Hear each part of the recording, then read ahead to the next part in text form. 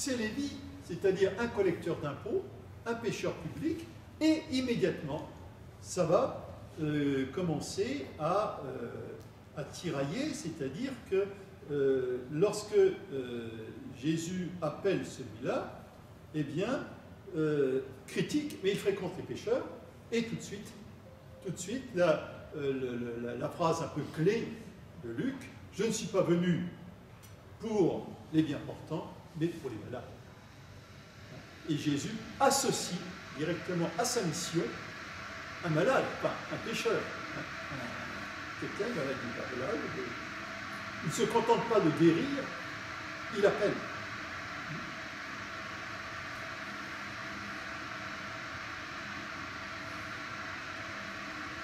Donc voilà, et c'est dans ce cadre-là, en intégrant, y compris des gens extrêmement mal vus par les milieux juifs de Jérusalem, que Jésus va commencer sa mission, appeler les 12, et aussitôt, on va vers l'universel. C'est-à-dire qu'il enseigne à tous, et on vient vers lui, déjà dès le début, de Tyr et de Sidon, c'est-à-dire de villes païennes. Tyr et Sidon sont des villes, vous voyez, Jérusalem est là, Nazareth et tout ça, c'est là, puis Tyr et Sidon, c'est là. C'est du côté du Liban. Vous voyez la logique? Et ces gens-là, donc, sont déjà attirés par son enseignement. Et c'est à ce moment-là qu'il va donner, eh bien, les béatitudes, c'est-à-dire finalement des gens bien heureux, non pas parce qu'ils observent des réglementations particulières, mais parce qu'il y a une attitude de cœur particulière. Et aussitôt après, la première guérison, d'un païen. Aussitôt après, voilà. Et guérison d'un païen à distance. Jésus est capable de guérir au-delà d'une proximité physique et même au-delà de la mort, puisqu'il va ressusciter eh bien, le fils d'une veuve, fils de la veuve de Naïm. Au-delà de la distance et au-delà de la mort, Jésus peut être source de vie, y compris pour des païens.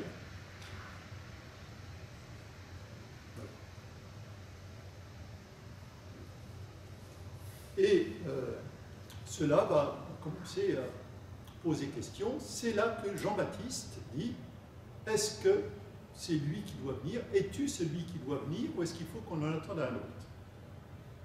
Et donc, la réponse, c'est, dans Saint-Luc, vous voyez bien, il y a des sourds, des gens qui revoient, qui marchent et qui sont guéris, des gens qui se sentent mieux. Et il dit, vous savez, personne n'est plus grand que Jean. Il n'y a rien de plus important que ce qu'on va trouver chez Jean, donc, y compris dans l'Ancien Testament. Parmi les hommes, il n'y a pas plus grand que Jean. Mais le plus petit dans le royaume des dieux est plus grand que lui. Autrement dit, ce qu'apporte Jésus est d'une autre nature. On ne peut pas faire plus que Jean. On ne peut pas, dans la dimension de foi en Dieu, de pénitence, de conversion, on ne peut pas faire plus que Jean, qui vêtu de poils de chameau, qui bouffe des sauterelles au bord du truc.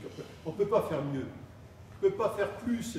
C'est un Jean qui va s'affronter avec Hérode jusqu'à y perdre la tête, etc. Enfin, qu'est-ce qu'on peut faire de plus?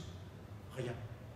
Et pourtant, dans le royaume de Dieu, le plus petit du royaume, c'est autre chose.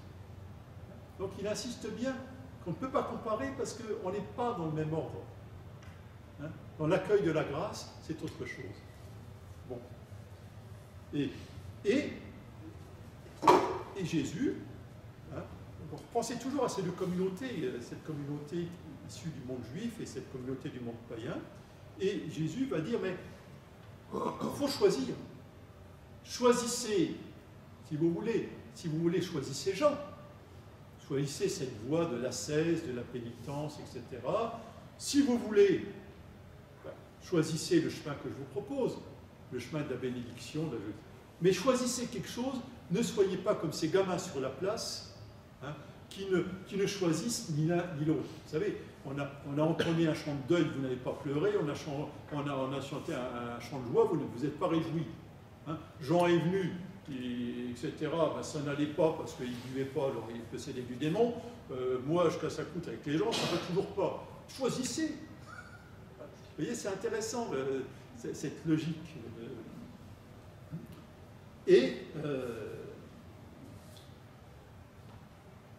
donc, on va arriver à des tensions avec les pharisiens, avec la femme pécheresse, qui est pure.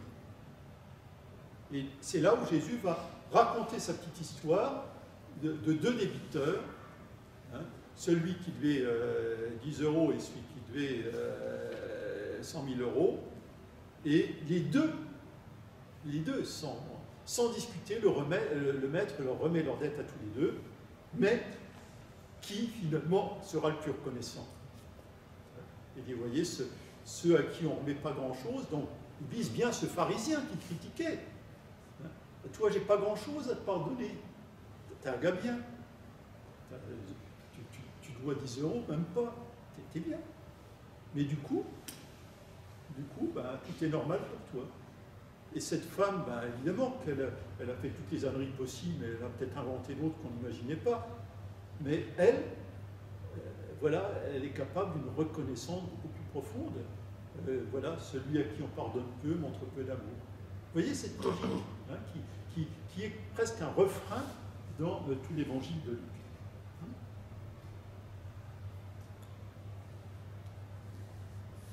Alors, ensuite, donc, Jésus va insister sur le fait qu'il est frère, fondamentalement, de tous ceux qui écoutent la parole de Dieu. Il est déjà au chapitre 8.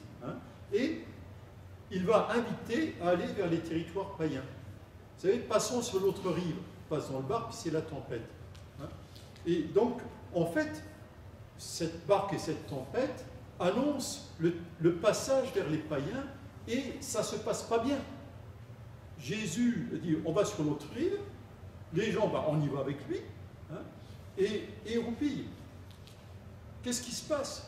Voilà, tout à coup, qu'on est agité, on ne sait plus, on a l'impression qu'on va couler. Où es-tu? Et je crois qu'il y a bien l'expérience de la communauté de Luc, que aller vers les autres, passer sur l'autre rive, passer une autre logique, ça secoue terriblement, et quelquefois on a l'impression d'être perdu. Et donc la réponse de Jésus, c'est confiance. Confiance. Il y a la mère, tais-toi, c'est-à-dire n'écoutez pas tout ce qu'on vous dit. Restez un petit peu dans la confiance, sans écouter le déferlement des vagues, le mugissement des flots, le sifflement du vent, etc. Et je crois que ça rejoint bien l'expérience de la communauté. Donc, là-dessus, bon, les 12 partent en mission, et Jésus va, pour la première fois, poser la question « Qui suis-je » Et à la réponse « Tu es le roi, tu es le Christ, tu es le Messie », immédiatement, donc, c'est l'annonce de la passion et de la résurrection, c'est-à-dire que ce roi n'entend pas régner autrement qu'en acceptant de donner sa vie. C'est d'ailleurs ce qui va immédiatement après, donc, tu es le Christ, je dois souffrir, et aussitôt c'est la transfiguration, c'est-à-dire cette révélation très particulière que le Christ, que Jésus, dans sa marche vers la souffrance et la mort, est bien le Christ, le roi, le nouveau David.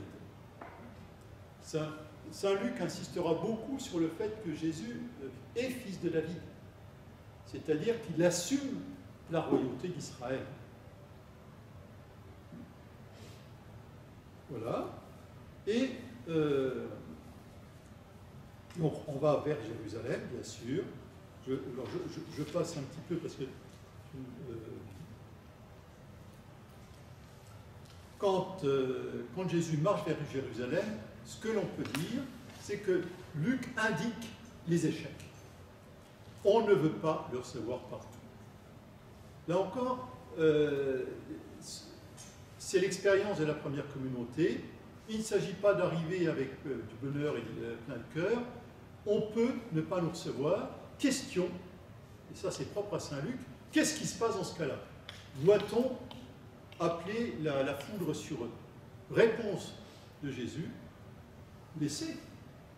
Il ne veut pas nous recevoir, c'est pas grave. Ce n'est pas important.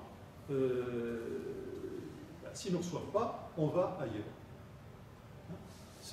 On retrouvera cette miséricorde vis-à-vis de ceux qui ne veulent pas l'entendre. Ça ira très loin, puisque Saint Luc est le seul à indiquer, lors de l'arrestation de Jésus, que le serviteur du grand prêtre, à qui Pierre va trancher l'oreille d'un coup d'épée, Jésus va le guérir. C'est-à-dire que ce n'est pas parce que ces gens m'agressent que je dois leur répondre sur le même ton. Ils sont eux aussi objets de miséricorde de Dieu.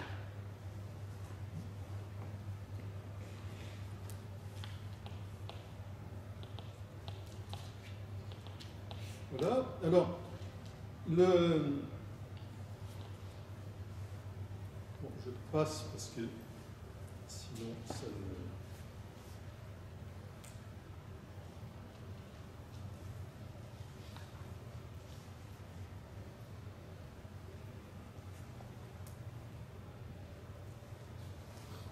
Bon, là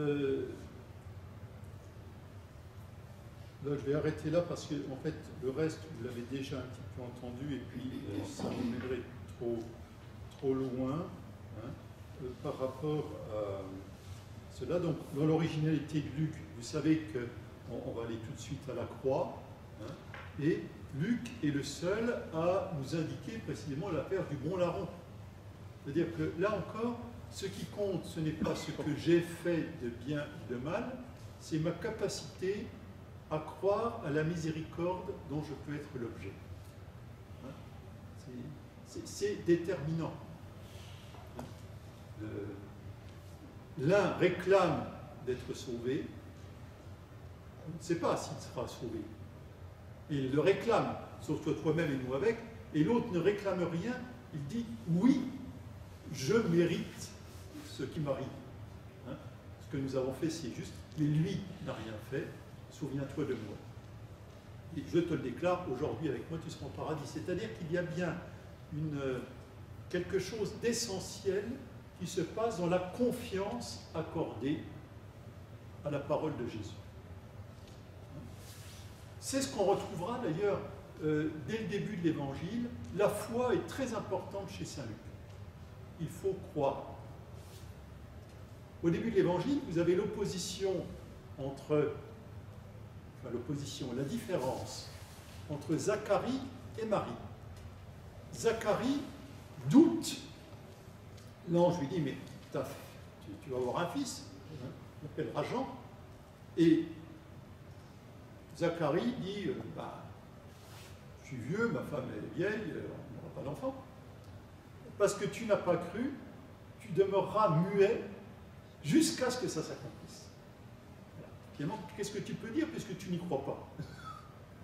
Quand ça s'accomplira, tu verras ce que tu diras.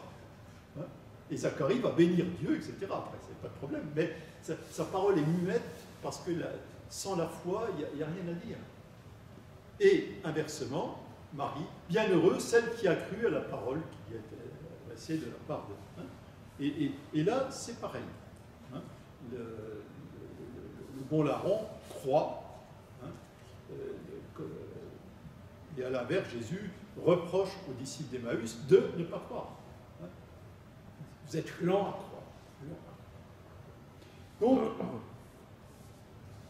vous voyez cette miséricorde qui finalement baigne l'évangile de Saint Luc de part en part. Ce qui est original, dans Saint Luc, je pourrais vous donner un papier, on voit ce qui est propre à Luc. Mais là, on voit bien comment, eh bien, dans les paraboles de la miséricorde, il invite à la miséricorde parce que Dieu est miséricorde. Je vous rappelle que les paraboles de la miséricorde, on peut y jeter un petit coup d'œil pour conclure, hein, sont caractéristiques de l'évangile de Saint Luc, et on va voir ce que ça nous donne. Parabole de la miséricorde.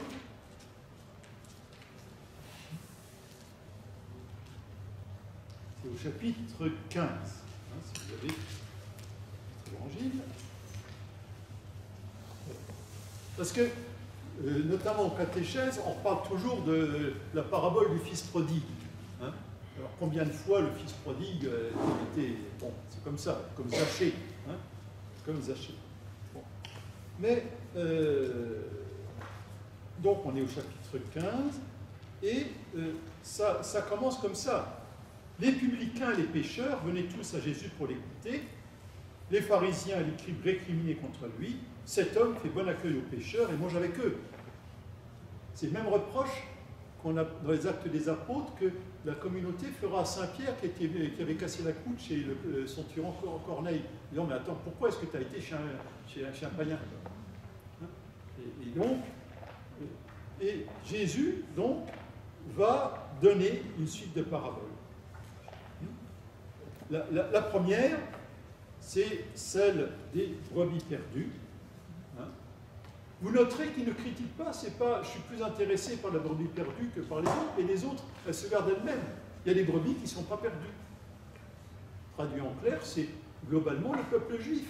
Vous êtes les brebis fidèles. Et moi, je n'ai pas besoin de m'occuper de vous, puisque vous ne faites pas de bêtises. Mais il faut bien que j'aille chercher celle qui est perdue. D'accord? Donc, premier argument. De même, la femme qui a 10 pièces d'argent, bah, les 9 pièces qui ne sont pas perdues, bah, elles sont là, on ne va pas les chercher, on va pas s'en occuper. Il y a celles qu'on a perdues. Et réjouissez-vous. Et vous noterez, il y aura première parabole sur la brebis perdue, il y aura de la joie. Hein? Et puis, deuxième parabole avec la femme, je vous le dis, il y aura de la joie, c'est l'ange de Dieu, pour un seul pécheur. Et seulement ensuite, nous avons la parabole des 2 fils. Or, le problème du premier fils, l'aîné, c'est qu'il refuse d'entrer se réjouir. Il refuse d'entrer dans la joie. À tel point que le père doit sortir une deuxième fois. Donc, vous remarquerez que dans cette parabole, la miséricorde du père s'applique aux deux. Car le père pourrait dire, bah, quand il aura fini de bouder, hein, ça lui passera. Non, le père a pitié tout autant du premier que du deuxième. Il sort à la rencontre du deuxième et le supplie. Le père supplie le fils aîné, hein, de rentrer. Et en même temps, il refuse de dire, oui c'est vrai, c'était un bon à rien. Il dit, mais c'est ton frère et je ne peux pas faire autrement que de me réjouir, car il était mort, il est revenu à la vie. Mais associe-toi à cette voix, car c'est ton frère.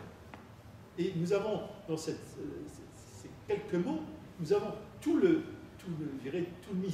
ministère du Christ qui essaye de réconcilier les uns les autres et tout l'évangile de Saint Luc. Hein? Vous voyez, avec vis-à-vis du fils aîné, donc vis-à-vis du peuple juif, et peut-être vis-à-vis des bons cathos pratiquants aujourd'hui, tout ce qui est à moi est à toi. C'est-à-dire, c'est pas parce qu'on va chercher les autres qui sont un peu paumés, c'est pas pour autant qu'on te rejette, qu'on te critique, etc. Tout ce qui est à moi est à toi. Tu es toujours avec moi. Vous voyez, il y a une très grande force dans l'affirmation, mais il n'empêche, c'est pas parce que tu es toujours avec moi, c'est pas parce que tout ce qui est à moi est à toi, que je ne dois pas me réjouir du retour de l'autre. Il faut qu'on se réjouisse. Le royaume de Dieu, c'est cette capacité à se réjouir pour, comme Marie, etc. Vous voyez comment cet évangile dit quelque chose de très fort.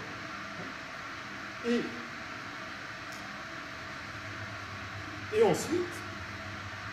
ensuite, il va prendre une autre parabole dans laquelle quelqu'un qui finalement, un gérant malhonnête, qui donc devait une somme pharaonique et qui va perdre son emploi, finalement trouve le salut dans quoi? Dans sa capacité à remettre la dette des autres.